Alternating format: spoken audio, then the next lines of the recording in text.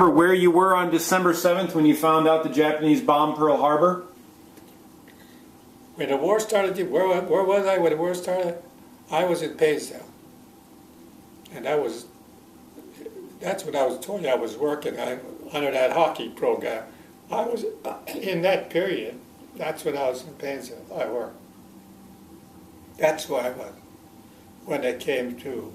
And I was living in Painesville, my folks live in Painesville. How'd you hear about it? The radio? Huh? Radio? Did you hear about it on the radio? Or newspaper?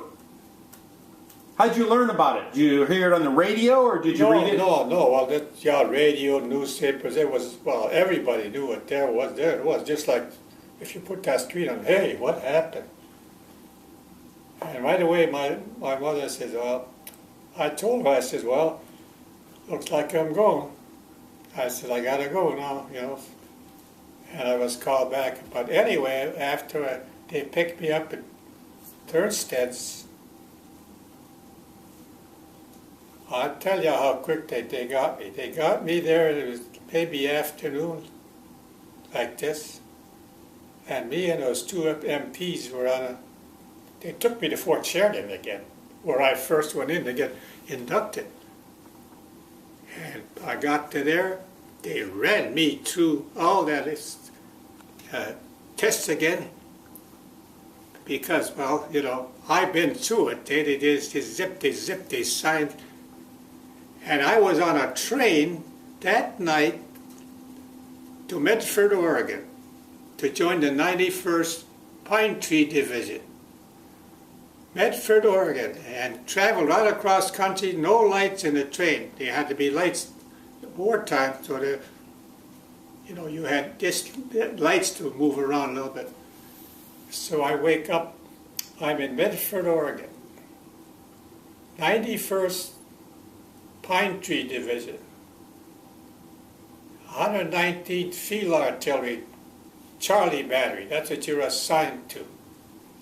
So, okay, what do? I get there, and I you know, I got pretty good with, I was in a 105 howitzer.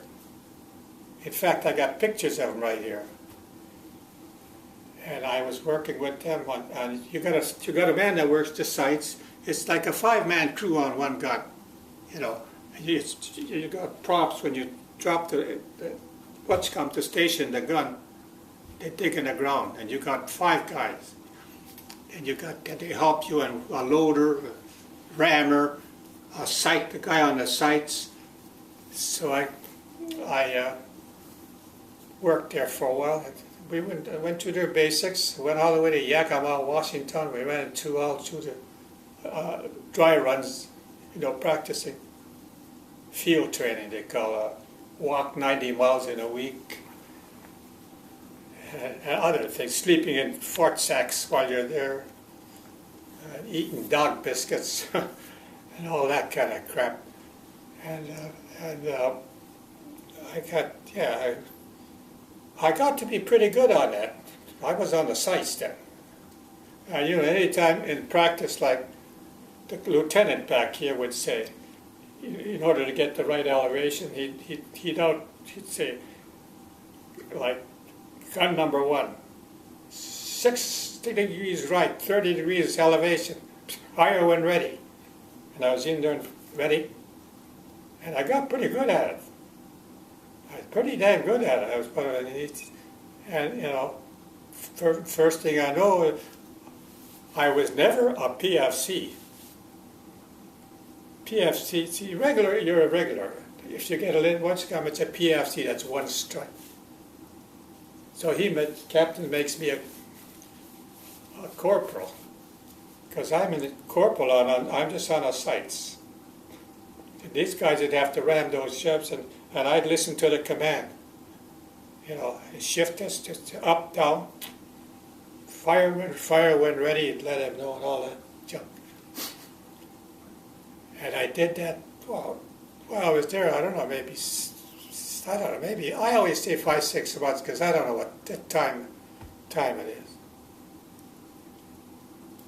And I'd go on leaves we get leaves to go to town on a break. And there was an ice rink in Medford, Oregon, an arena. And me and this guy, Carl Cravey, he was in another battalion, but he used to always say, "Hey, Carl, let's go to town tonight." I said, "I'll see if I got a pass." Okay. So we got a pass and went to town, Medford, Oregon. It was nighttime or afternoon or something. Afternoon. Saturday afternoon or whatever it was. So we got to go to town and we walk and I see an arena. I said, hey, Crave, let's go take a look at that arena, see what's going on over there. So we go over there, they got a bunch of guys, hockey teams, scrimmaging around, And I'm like you standing on side of me and you and I are watching through the glass. And I tell Art, I said, they don't know what the hell they're doing out there. I said, they're in each other's way. And guess who was listening to that? Maybe 6, 7, 8, 10 paces away was this lieutenant. He was the coach of that team. So I'm standing there. When they got to their practice, he walked over towards me. He said, "You ever play hockey before?" I said, "I played a little bit." He said, "Where'd you play?" I said, "Northern Michigan." He said, "Would you like to come out and try out for this team?" I said, "Yeah, but I don't have no equipment here." He said, "Hey, could you send home for your equipment?" "Well, I'll send home for my skates. And I'll, we'll furnish them a uniform." I said, "Okay." "Yeah, well, why not?" So he said, when you get it, he gave me he was in a different battalion. See, there's ABC, Able Baker Charlie, that's the whole what's. He said, "Give me his phone number." He said, "You call me, or have your captain call me." I said, "I can't." I said, "I'll give it to my captain." And so then when the skates came, I told my captain, and this one guy now is really going to come to when I mentioned his name. Captain Johnson was the head of that when I was in the Charlie Band. But the second lieutenant in there was Lieutenant Weaver from Texas. And he was a hockey fan. So he used to come to those games when we... Oh, wait a while, I'm going to get ahead of myself. When I got my skates and I reported to that lieutenant, in fact, my captain got a jeep and said, "Take Lindstrom in there, he's going to try out with this hockey team." So I said, okay. I go in there and I put on the skates. I made a couple of real fast runs. I took a couple of shots.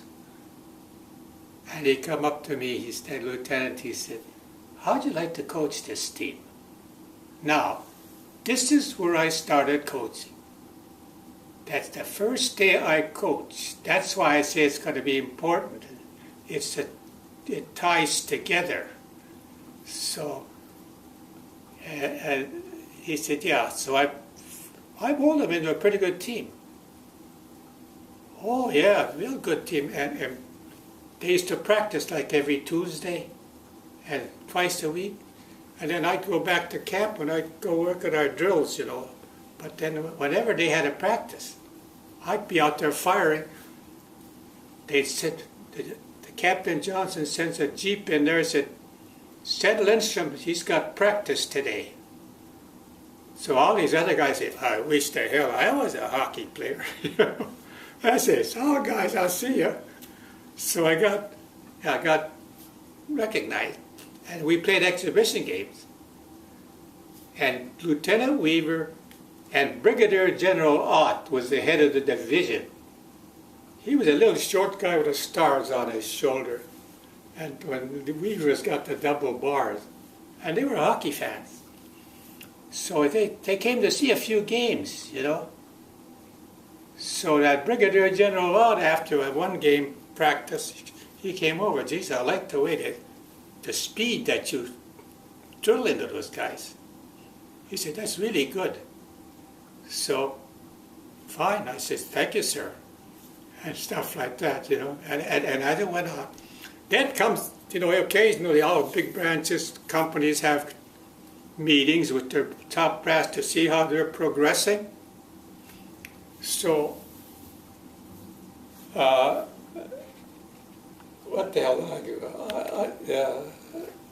And he said, that Brigadier General, little guy, he said, I'd like you to come to one of our regular meetings. He says, what's your captain's name? I said, Captain Johnson. He said, I'll tell him. So I just said, oh, sure, that's a line of bullshit, you know. So comes the meeting, regular convention, and Johnson said, we're going to send you down to the meeting. You're going to the meeting. So I'm sitting in the meeting, and he's, you know, the Brigadier General Ott is giving these guys, you know, we got to do this better, we got to do that, we got a lot of speed. He said, if you want to see what speed is like, he said, go and watch Carl Lindstrom's hockey team. He'll show you what speed is. And I'm sitting there. He said, Carl, stand up and get recognized. This is a Brigadier General and a second lieutenant. Now, this second lieutenant's going to save my ass one of these days. So we got our call. I got deported. Our whole outfit's we're going, you know. So That was the end of that hockey period.